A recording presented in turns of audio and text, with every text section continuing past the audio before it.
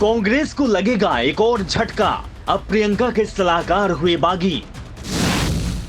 कांग्रेस पर वामपंथी सोच के लोगों ने जमाया कब्जा। शिवलिंग को तमाशा कहने वाले लोगों को बर्दाश्त नहीं करेगा हिंदुस्तान। कांग्रेस ने राजस्थान के उदयपुर में चिंतन शिविर लगाया था। चिंतन शिविर में चर्चा हुई कि कांग्रेस की चिंता को कैसे दूर किया जाए। 8 साल से पार्टी को लगातार हार मिल रही है, इसे कैसे रोका जाए। पार्टी नेताओं को दूसरे दलों में जाने से रोकने का क्या उपाय किया जाए। 3 दिन तक पार्टी में चिंतन हुआ, लेकिन चिंता कम करने का कोई उपाय नहीं मिला। उल्टा कांग्रेस की चिंता बढ़ाने का काम चिंतन शिविर के समय से ही शुरू हो गए। एक और कांग्रेस के नेता चिंतन कर रहे थे, मनन कर रहे थे। सोनिया गांधी का सभी नेताओं से कहना था कि पार्टी के अंदर अपनी आवाज पुरजोर तरीके से उठाएं। पार्टी में लोकतंत्र है, सबको बोलने का हक है, लेकिन बाहर जाए तो एक ही सुर में सबको बोलना चाहिए। एक मुद्दे पर पार्टी के सभी नेताओं की लाइन एक ही होनी चाहिए। सोनिया गांधी पार्टी नेताओं को संदेश दे रही थी, तो पंजाब कांग्रेस के पूर्व अध्यक्ष सुनील जाखड़ फेसबुक लाइव के जरिए पार्टी नेताओं को नसीहत दे रहे थे। उन्होंने फेसबुक पर ही अपने इस्तीफे का ऐलान भी कर दिया। सुनील जाखड़ पंजाब में कांग्रेस के बड़े नेता हैं, कांग्रेस पृष्ठभूमि के ही नेता हैं।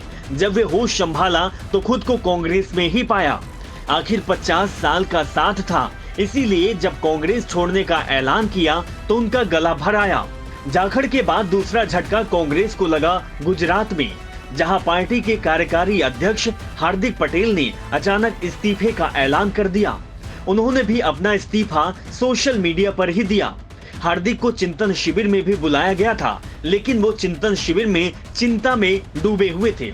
हार्दिक कांग्रेस छोड़ चुके हैं और संकेत दे रहे हैं कि वो जल्दी ही बीजेपी में शामिल हो जाएंगे।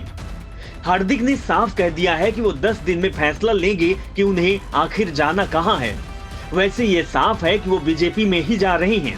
कांग्रेस को तीसरा झटका हरियाणा में लगता दिख रहा है, जहां पार्टी के पूर्व अध्यक्ष कुलदीप बिश्नोई अलग राह पकड़ते दिख रही हैं। वो जल्दी ही बीजेपी में शामिल होने के संकेत दे रहे हैं।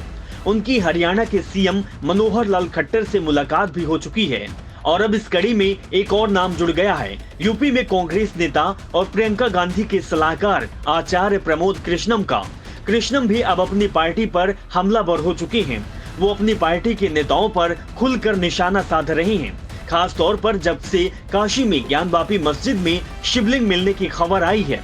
प्रमोद कृष्णम के सुर बदलते दिख रहे हैं और वो अपनी पार्टी के उन नेताओं पर खुलकर हमला बोल रहे हैं जो मस्जिद के पक्ष में बयान दे रहे हैं।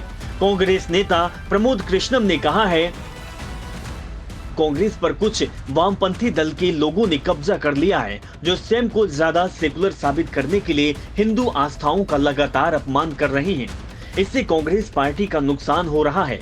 कांग्रेस के कुछ नेता भाजपा के एजेंट के तौर पर काम कर रहे हैं और उनकी हरकतों से पार्टी को भारी नुकसान हो रहा है। शिवलिंग को तमाशा नहीं कहा जा सकता, चाहे सपा नेता अखिलेश यादव हो या फिर राजस्थान के मुख्यमंत्री अशोक गहलोत। शिवलिंग को तमाशा नहीं कह सकते, ये मामला आस्था का है। कांग्रेस नेताओं पर सवाल उठाते हुए आचार्य प्रमोद कृष्णम ने कहा कि देश के संविधान को सेकुलर बनाया गया है, लेकिन सेकुलर होने का अर्थ किसी धर्म का अपमान करना नहीं है। अगर ऐसा होता तो संविधान के पृष्ठों पर भगवान राम के दरबार का चित्र अंकित ना होता और सुप्रीम कोर्ट के मुख्य न्यायाधीश की कुर्सी पर संस्कृत में जहां धर्म होता है वहीं विजय होती है ना लिखा होता। Bureau report, राष्ट्रपथ।